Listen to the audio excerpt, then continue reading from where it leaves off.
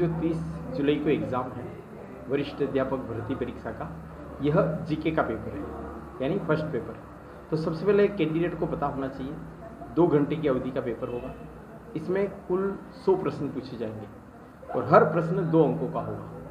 अब 100 प्रश्न हैं तो हर प्रश्न को करने के लिए कैंडिडेट के पास 72 सेकंड्स रहेंगे, यानी 72 सेकंड में उसे प्रश्न पढ़ने हैं, उसके सभी ऑप्शन पढ़ने हैं, सही ऑप्शन को ढूंढना है और उससे संबंधित सर्किल भरना है। इस सारे कार्य के लिए उसके पास 72 सेकंड का समय रहेगा, इसलिए उसे शुरू से ही स्पीड मेंटेन करके चलना चाहिए, क्योंकि अगर उसने शुरुआत में धीमे चला तो थोड़े समय बाद उस पर क्या प्रेशर हावी हो जाएगा कि कोई क्वेश्चन छूट नहीं जाए, है ना।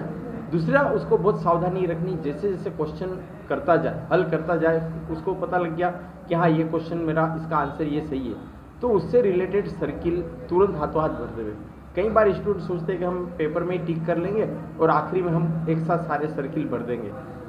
टाइम अप हो जाने की वजह से हो सकता है उनसे OMR शीट छीन ली जाए, या हो सकता है हड़बड़ाहट में आखिरी टाइम में उन्होंने 7वें के लिए बजाय 8वें का सर्किल भर दिया, तो 8वें पर 9वां सर्किल भरेंगे, 90 क्वेश्चन का 10वां भरेंगे, पूरी सीरीज बिगड़ जाएगी। तो ये विशेष ध्यान रखना है। फिर इस एग्जाम में निगेटिव मार्किंग है। निगेटिव मार्किंग 1/3 है। 1/3 मतलब एक प्रश्न के लिए 2 अंक है, तो अगर आपने सही उत्तर दिया तो 2 अंक मिलेंगे और गलत उत्तर देते ही 0.67 अंक आपके माइनस हो जाएंगे।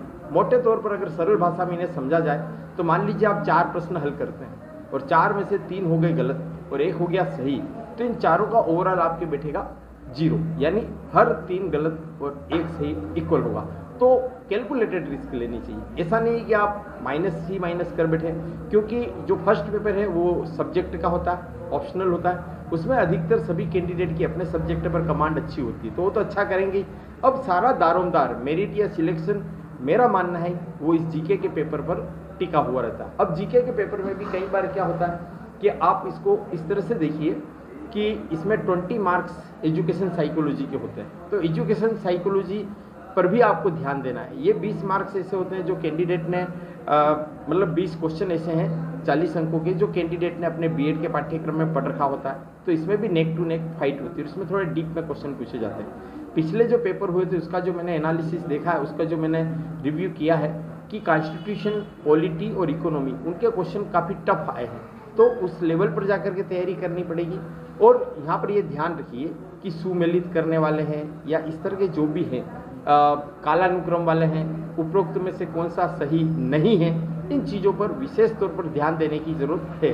अगर आप तुक्का लगाना चाहें तो मैं आपको बता दूं कि अगर यह ऑप्शन है कि उपरोक्त सभी सही है, तो सामान्य तौर पर यह तुक्का सही बैठता है। एक अगर कोई प्रश्न पढ़ा, आपने 4 ऑप्शन पढ़ा और आपके अंदर से आवाज़ आती है कि यही है राइट चॉइस बेबी, आहा, तो यकीन मानिए ऑलमोस्ट मामलों में अपनी अंतरात्मा की आवाज़ बिल्कुल सही साबित होती है और वो ऑप्शन सही साबित होता है। जो लंबा ऑप्शन होता है वो भी सही हो सकता है और जिसमें कुछ विशेष जानकारी दी होती है वह ऑप्शन भी सही होने की संभावना होती है।